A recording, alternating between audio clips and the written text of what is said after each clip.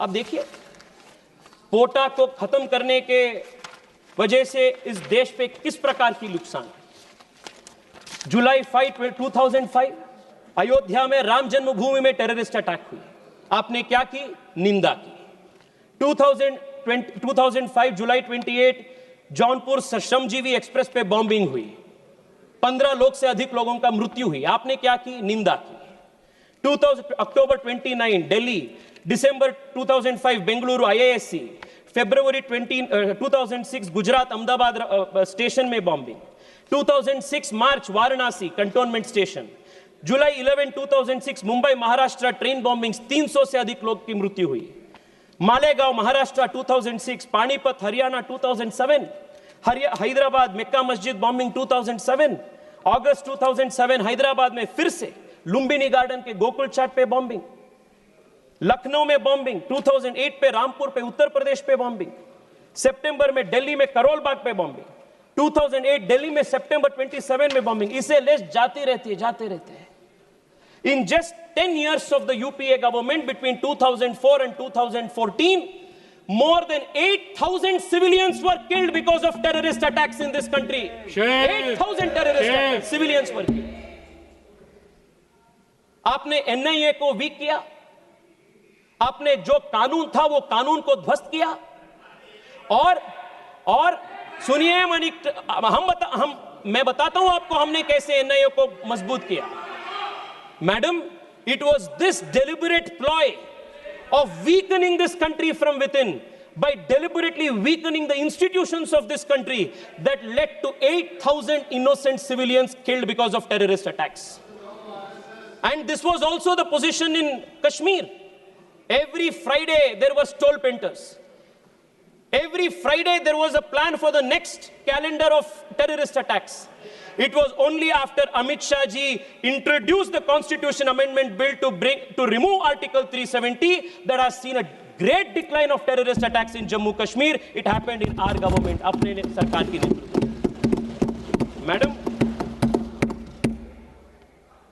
2004 में when Congress repealed POTA, what were governments of the world doing? 2001 में 9/11 की attacks हुई थी। 9/11 के अटैक के बाद विश्व में हर देश अपनी लेजिस्लेटिव फ्रेमवर्क को टेररिज्म के खिलाफ उनके फाइट को और ताकत दे रहे थे। But here we had a government in India, unfortunately, that deliberately as state policy chose to weaken the fight against terrorism.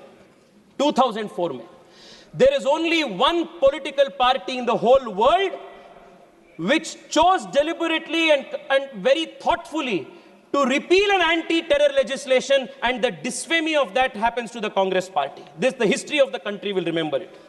Madam, आज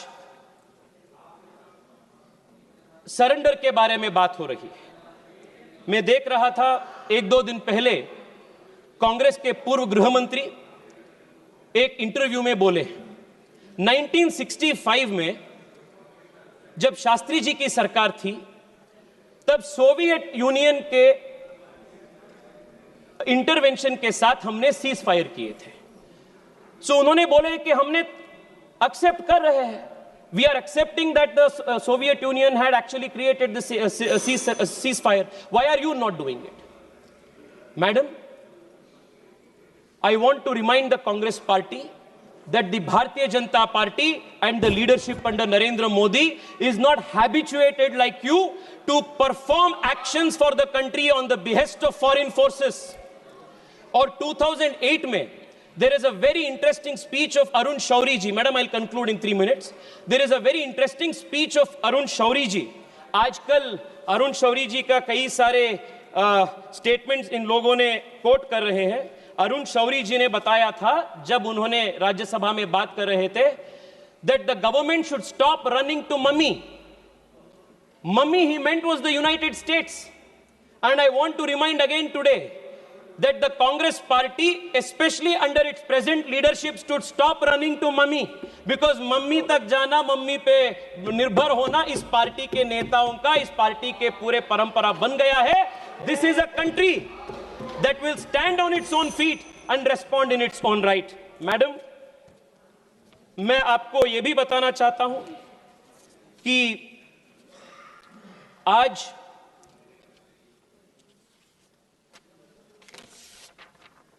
देश के प्रधानमंत्री जी के फॉरेन पॉलिसी के ऊपर बहुत बड़ा क्वेश्चन ऑपोजिशन ने उठा रहे हैं, and in a very responsible manner the leader of the opposition is using and coining the word surrender and surrender. Madam, मैं आपको बताना चाहता हूं, Narendra Modi ji is the defender of India and you are the surrendering forces of the country. Madam, आप 30 second दीजिए, मैं conclude कर रहा हूं. उरी अटैक जब हुई थी या बालाकोट अटैक जब हुई, हमने पाकिस्तान के अंदर घुसकर हमने मारे. Narendra Modi showed he is the defender of India. आपने जब सोवियत यूनियन के दबाव में 1965 में आपने सीज फायर घोषित किए थे, you had surrendered. That is surrender and this is defender. ये फर्क है.